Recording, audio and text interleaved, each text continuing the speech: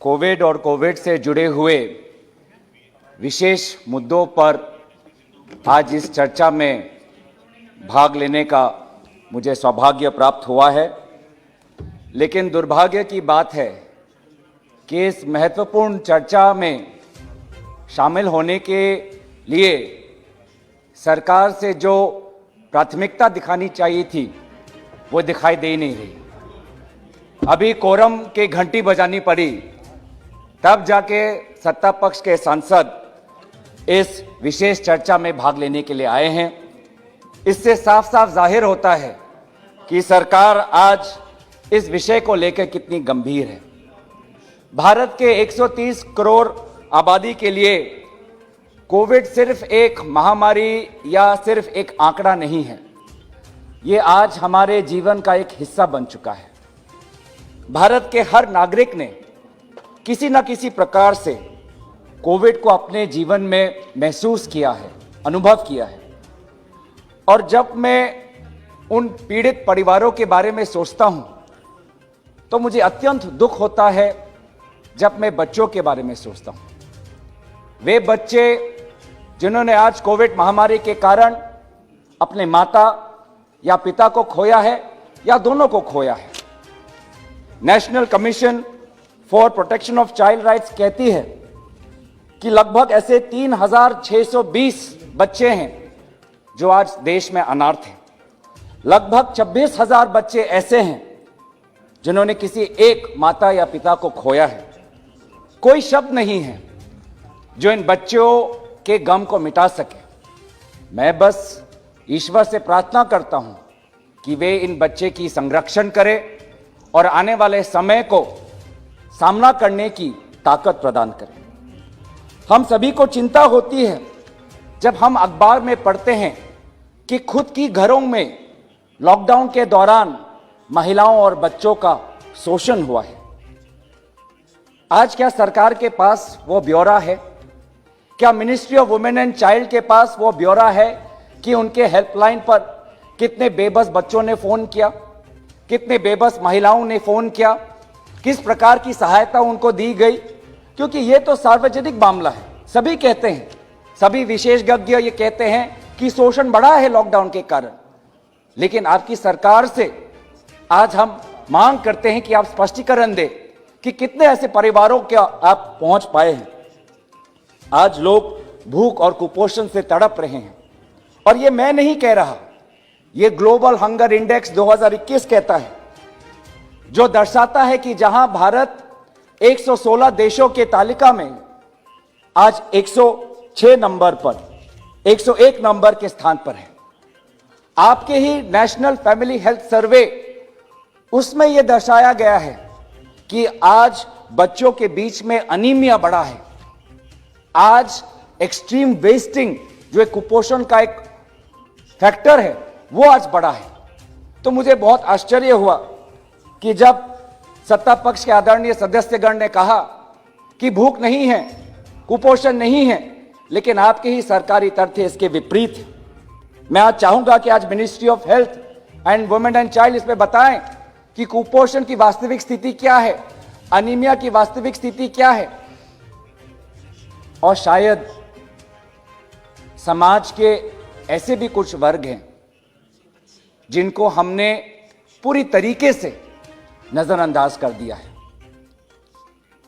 कितने दिव्यांग बच्चों को पिछले 1.5 साल में ऑनलाइन शिक्षा मिली, कितने दिव्यांग लोगों को पिछले 1.5 साल में वैक्सीन मिला, कितने दिव्यांग लोगों को पीडीएस का राशन मिला। क्या यह ब्यौरा आज इस सरकार इस चर्चा में दे पाएगी? क्या मिनिस्ट्री ऑफ कंज्यूमर अफेयर्स, क्या मिनिस्ट्री ऑफ सोशल अफेयर्स, क्या मिनिस्ट्री ऑफ फाइनेंस ये बता पाएगी कि हमारे दिव्यांग समाज को हमने किस प्रकार संरक्षण दी? मुझे सच में अफसोस महसूस होता है कि आज हम ये कोविड की चर्चा क्यों कर रहे हैं। कोविड की चर्चा लोकसभा में इसलिए कर रहे हैं क्योंकि हमने अपने अपने गांवों में कोविड महामारी की पीड़ा हमने खुद देखी है, अपने घरों में देखी है। आज भी 2 टीका लगने के बावजूद भी आपके ही समष्टि में, आपके ही क्षेत्र में लोगों की मृत्यु हो रही है। वो बूढ़े हो सकते हैं, वो जवान हो सकते हैं, लेकिन लोगों की मृत्यु आज भी हो रही है। ये सच्चाई है। लेकिन मुझे बहुत अफसोस होता है कि सरकार आज जिस समय लोगों के प्रति सहानुभूति दिखानी चाहिए, लोगों के इस दर्द के समय, इस दुख के समय उनके साथ शामिल होना चाहिए, आप एक विशेष व्यक्ति की छवि को बचाने में लगे हुए हैं। आप अपनी ही छवि और अपनी ही पीठ को थपथपाने में लगे हैं। क्या आप भूल गए दूसरी महामारी में जब दूसरा लहर आया तो क्या स्थिति थी? क्या आप भूल गए कि आज भी हमारे दादा दादी आज घर से बाहर नहीं निकलते, उनको डर लगता है? क्या आप भूल गए हैं कि आज भी हमारे बच्चों को हम स्कूल नहीं भेजते क्योंकि हमको डर लगता है कि उनको कोविड हो जाएगा? आज डर और तनाव का माहौल है।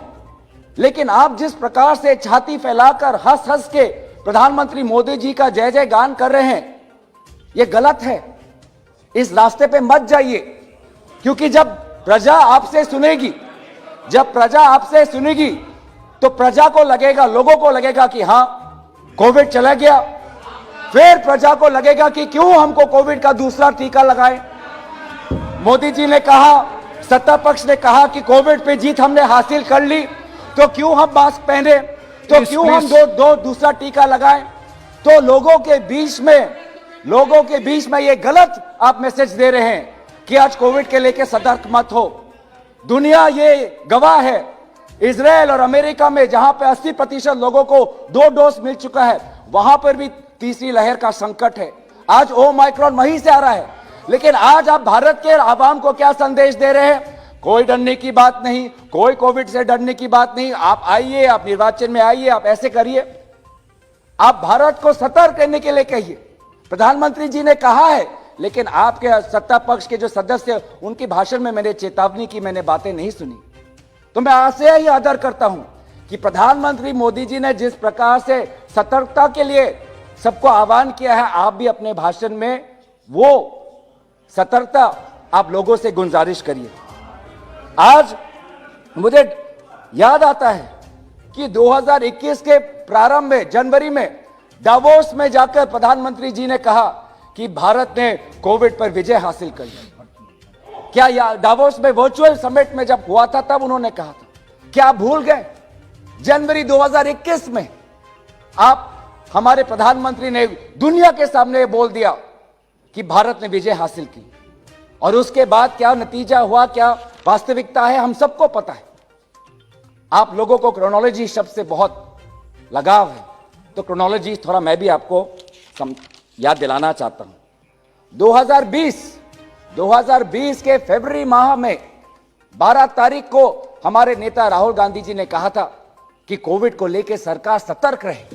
लेकिन उस समय के सरकार ने हम पे हंसे थे, और उस समय भी आपने यही कहा कि क्या कह रही है कांग्रेस पार्टी, क्या कह रही है राहुल गांधी जी, बेवजूदा की बातें कर रही है, बेवजूदा की बातें कर रहे हैं। और वही बातें आज सच साबित हुई, उन्हीं की बातें सच साबित हुई। मैं क्रोनोलॉजी पे आता हूं। जब 2020 के सितंबर में राहुल गांधी जी ने कहा कि वैक्सीन पे ध्यान दीजिए, भारत को के लोगों को वैक्सीन दीजिए, वैक्सीन का कवच दीजिए। उस समय भी आप लोगों ने यही आरोप हम पे लगाया कि क्या बात कर रही है कांग्रेस पार्टी, क्या बात कर रहे राहुल गांधी जी, क्यों लोगों के बीच में डर फैला रही है। लेकिन अगर आपने हमारी बात सुनी होती तो जिस समय भारत के लोगों को वैक्सीन की जरूरत थी, आज वो उस समय आप वैक्सीन विदेश नहीं पहुंचाते। जिस समय हमें अपने देशवासियों को वैक्सीन देना था, आपने वैक्सीन बाहर दूसरे देशों को दी। आज मैं दोबारा राहुल गांधी जी ने, क्रोनोलॉजी में बताता हूं, राहुल गांधी जी ने मई महीने में कहा था कि आज आप आर्थिक व्यवस्था पे जोर दीजिए, क्योंकि कोरोना और लॉकडाउन के कारण जो आर्थिक व्यवस्था पे प्रभाव पड़ेगा उसके लिए हमें तैयार होना है। उस समय भी आपने यही आरोप लगाया कि डर फैला रहा है राहुल गांधी, झूठ बोल रहा है, अफवाह फैला रहा है। फिर क्या हुआ नतीजा? पिछले साल 10% हमारी जीडीपी गिरी। आप जाइए अपने गांवों में, आप पूछिए, मेरी बात मत मानिए, आप अपने ही गांव में जाके अपने ही लोगों से पूछिए क्या बेरोजगारी कमी है या बढ़ी है। क्या जिस समय जिस तरीके से कोविड से पहले उनका व्यापार चल रहा था, क्या आज चल रहा है? आप पूछिए अपने घरों में जो लोग काम करते हैं, आप उनसे पूछिए कि पहले उनके घरों में 2 व्यक्ति की नौकरी थी, आज 2 में से किसी एक को नौकरी का सुविधा मिल रहा है और एक व्यक्ति पूरे अपने आमदनी पर अपना घर चला रहा है। आप शायद इन बातों को नजरअंदाज करें, पर मुझे विश्वास है कि जो आज की वास्तविक हालात है, वो उस हालात को मैं आपके सामने प्रकाशित कर रहा हूं। आप चाहे मेरे पर जितना मेरे पर चिल्ला ले, आपके पास संख्या है, आप 300 है, लेकिन भारत के 130 करोड़ आबादी की जो सच्चाई है उसको आप परे नहीं कर सकते, उसको आप नजरअंदाज नहीं कर सकते। ये लोग, इन लोगों ने आपको चुना है, इन लोगों को आपसे अपेक्षा है कि जब महामारी आएगी और हम सरकारी अस्पताल में जाएंगे तो कोई हमारा ख्याल रखेगा। प्रधानमंत्री मोदी जी ने हमसे ताली बजवाया, तो जब हम प्रधानमंत्री मोदी जी के सरकारी अस्पताल में जाएंगे तो हमको बिस्तर मिलेगा, हमको वेंटिलेटर मिलेगा, हमको ऑक्सीजन मिलेगा, हमको दवाई मिलेगा, हमको डॉक्टर मिलेगा। और क्या हुआ? आज वेंटिलेटर, एक समय पे वेंटिलेटर और ऑक्सीजन की इतनी कमी थी कि आपको विदेश से लाना पड़ा। यह थी आपकी तैयारी कि विदेश से आपको भीख मांगना पड़ा कि दीजिए, आज हमारे पास वेंटिलेटर नहीं है, कॉन्सेंट्रेटर नहीं है। क्या आपको 2020 में पहली लहर में अंदाजा नहीं था कि कोविड के कारण हमारे फाफड़ों पर असर पड़ता है? 2020 में ही आपको ऑक्सीजन और वेंटिलेटर और बिस्तर की आपको पर्याप्त इंपोर्ट नहीं करनी चाहिए थी कि 2021 में आप इतने देरी आपको हुई? आज इसीलिए बेबस महसूस कर रहा है, लोग पूछ रहा है कि कहां है मेरी सरकार। मैं गया सरकारी अस्पताल में, मुझे भेजा वहां, मैं अस्पताल के अंदर मैं घुस भी नहीं पाया, ना एम्बुलेंस थी, मेरे हाथ में मेरे पिता का लाश है, पर उसको मैं बिस्तर तक मैं नहीं लेटा पाया। कोई नहीं भूला मां गंगा के गोद में वो लाशें जो बह रही थी, कोई नहीं भूला जो गंगा नदी के तट पे जो सुलगती हुई जो सारे वो चिंगारी थी, हमारे ही चिताएं थे, हमारे ही युवा कांग्रेस ने ऐसे 500 व्यक्ति जिनकी कोविड के कारण मृत्यु हुई थी, उनको जल विसर्जन, उनके अस्थियों को जल विसर्जन कराया। आप बैठिए प्लीज डोंट इंटरफेयर प्लीज। लेकिन यू कैन टॉक। लेकिन जितना मैं आप लोगों को आज सच्चाई आपको दिखा रहा हूं, उतनी मैं प्रशंसा भारतवासियों की करना चाहता हूं, क्योंकि भारतवासियों में एक अंदरूनी ताकत है कि चाहे परिस्थिति चाहे कितनी भी कठिन क्यों ना हो, पार करने की ताकत, क्षमता और हौसला उनमें है। आज अपने बच्चे को ही देख लीजिए, 1.5 साल से अब अपने दोस्तों के साथ ना पढ़ पाए हैं ना खेल पाए हैं, लेकिन आज भी हंसते हैं, खिलते हैं। आज आप देखिए लोगों के पास आज नौकरी हाथ से जा रही है। पहले घर में 2 व्यक्ति 3 व्यक्ति नौकरी करते थे, आज नोट के हाथ में एक ही व्यक्ति नौकरी कर रहा है, घर पे बेटा बेरोजगार बैठा हुआ है, लेकिन आज भी ईमानदारी से हर वो व्यक्ति हर दिन काम पे जाता है और ईमानदारी से काम करता है।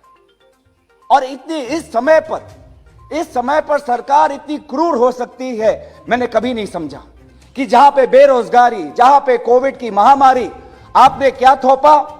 एलपीजी गैस की दाम में बढ़ोतरी।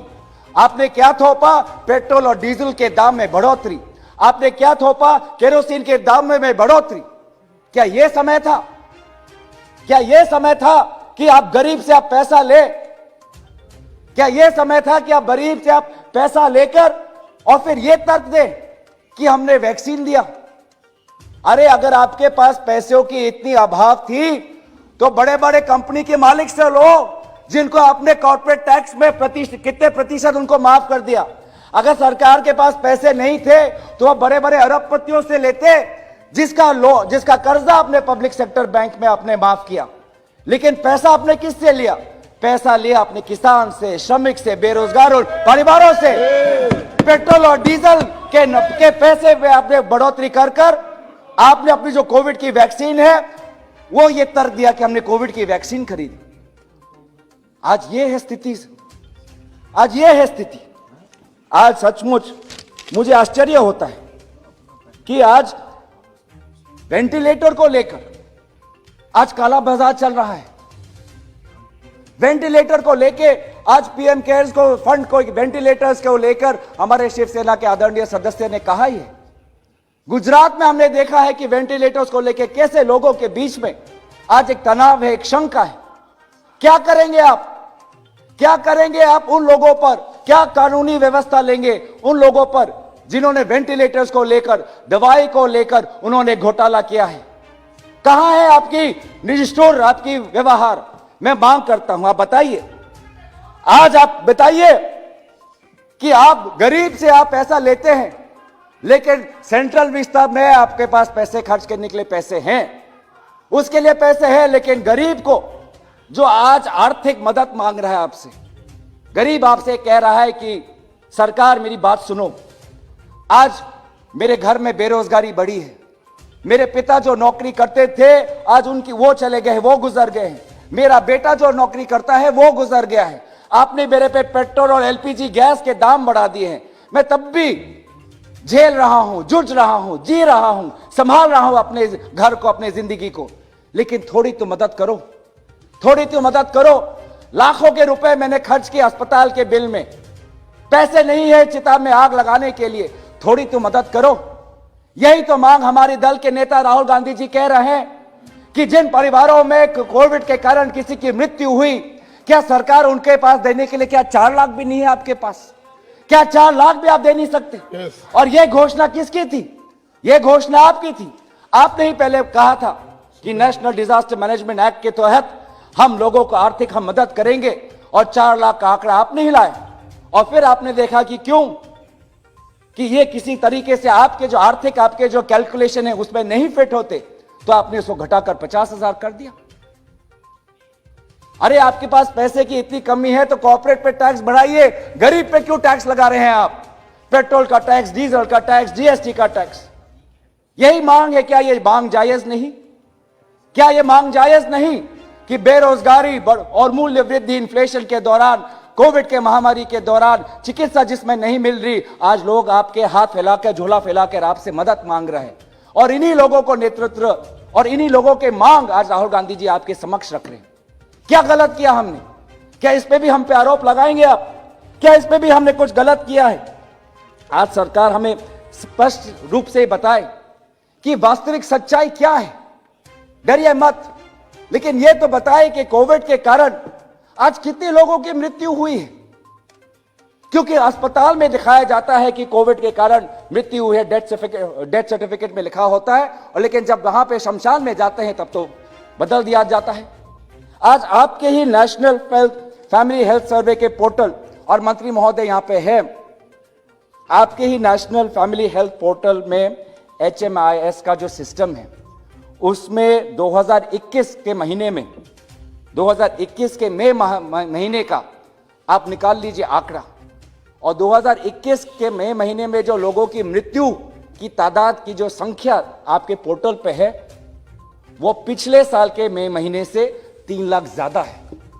3 लाख ज्यादा है। यह प्रमाण करता है कि आज भारत सरकार कोविड की जो के कारण जो वास्तविक मृत्यु की आंकड़ा है वो हमको नहीं पता चल रहा। ये सब लोग कह रहे हैं कि आप क्यों एक डाटा ऑडिट करिए, लोगों को सच्चाई पता होनी चाहिए, लोगों को यह शांति मिलनी चाहिए कि हां मुझे पता है कि मेरे परिवार में किसी एक सदस्य का कोविड के कारण मृत्यु हुई है, लेकिन यह सच्चाई की शांति भी आप नहीं देना चाहते। आपने अपने HMIS पोर्टल में लिखा है कि नहीं, कोविड के कारण मृत्यु नहीं हुई है, बुखार के कारण हुई है, सर्दी के कारण हुई है, अनजाने की कोई विषय है, अनजाना कोई कारण है, उसके कारण है हुई है मृत्यु। क्या सच जानने की भी आज अधिकार क्या भारत के आवाम के पास नहीं है? सच्चाई तो मांग करी है आपसे।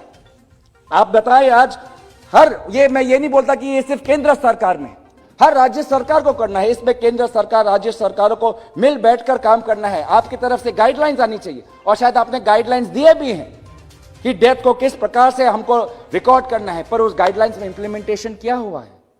हमारे पास हमने देखा है कि 2020 में मदुराई में एक स्टडी हुआ था, मदुराई शहर में एक स्टडी हुआ था 2020 में, उसमें दिखाई दिया गया है कि वास्तविक में जितने लोगों की मृत्यु हुई है उसमें से सिर्फ 11% को कोविड के कारण ये बताया गया है, जबकि संख्या और बड़ी होनी चाहिए। यही तो आप लोगों की जवाबदेही है। इसलिए तो हम सदन में आते हैं, ये टोका टोकी करने के लिए नहीं, ये जानकारी, ये सच्चाई लोगों के सामने लाने के लिए हम पार्लियामेंट में आते हैं। और आपने क्या किया कि पहले दिन आके ही आपने बिल ऐसे निकाले लोकसभा में जिस पे चर्चा नहीं हुई, और राज्यसभा में 12 लोगों का आपने निलंबन कर दिया। क्या आप नहीं चाहते कि चर्चा हो? आप तनाव का एक माहौल पैदा कर रहे हैं पार्लियामेंट में। हम चर्चा के पक्ष में हैं। हम चाहते हैं कि आपने जो अच्छा काम किया है उसकी आप वाह ले, और जो आपने काम नहीं कर पाए उसका भी श्रेय ले। लेकिन अफसोस की बात है कि जब विफलता की बात आती है तो इल्जाम लगता है विपक्षी दलों पे, जब विफलता की बात आती है तो इल्जाम लगता है राज्य सरकारों पे, पर जब श्रेय लेने का समय आता है तो श्रेय जाता है सिर्फ एक व्यक्ति को। यह कैसा नेतृत्व हुआ? नेतृत्व का मतलब कि सफलता भी उनकी और विफलता भी उनकी। यह नेतृत्व का नहीं स्वीकृति है कि विफलता आपकी और सारी सफलता मेरी। यह नेतृत्व का चरित्र नहीं है। आज मैं आपसे मांग करता हूं कि आज आप हमें स्पष्ट करिए कि आने वाले समय में क्या होने वाला है। आपने प्राइवेट सेक्टर, निजी सेक्टर को 25% वैक्सीन लेने का आपने अधिकार दिया। कितना वैक्सीन उन्होंने लोगों के बीच में दिया? क्या यह ब्यौरा है आपके पास? आज वैक्सीनेशन को भी आपने आउटसोर्स और प्राइवेटाइज कर दिया। आप बताइए कि प्राइवेट सेक्टर में जो 25% वैक्सीन उनके पास है, कितने यूटिलाइज हुए हैं, कितने अंडर यूटिलाइज हुए? क्योंकि हमको जानने में आया है कि आज प्राइवेट सेक्टर के पास, प्राइवेट अस्पतालों के पास वैक्सीन तो है, लेकिन लोगों के बीच में जिस प्रकार से डिस्ट्रीब्यूट करना था वो नहीं कर पाए। आज आपसे हम जानना चाहते हैं कि बूस्टर डोज पे आपकी क्या स्थिति? बहुत से हमारे वृद्ध, हमारे दादा दादी, नाना नानी हैं जिन्होंने 2 डोज ले लिए हैं, पर उनको और हम अधिक संरक्षण देना चाहते हैं, उसको हम बूस्टर डोज देना चाहते हैं। कहां है आपकी बूस्टर डोज पे पॉलिसी? आज विभिन्न देशों में 18 से आयु से कम वर्ष के बच्चों को वैक्सीन मिल रहा है। हमारे बच्चों को कब वैक्सीन मिलेगा? आज अपने जनसंख्या को लेकर आप बड़ी बड़ी बातें तो करते हैं, लेकिन सर ये वैक्सीन सिर्फ 18 वर्ष और से ऊपर के लोगों को मिला है। 18 वर्ष के कम के लोगों को क्या हुआ? कब मिलेगा उनको वैक्सीन? ये हम जानना चाहते हैं।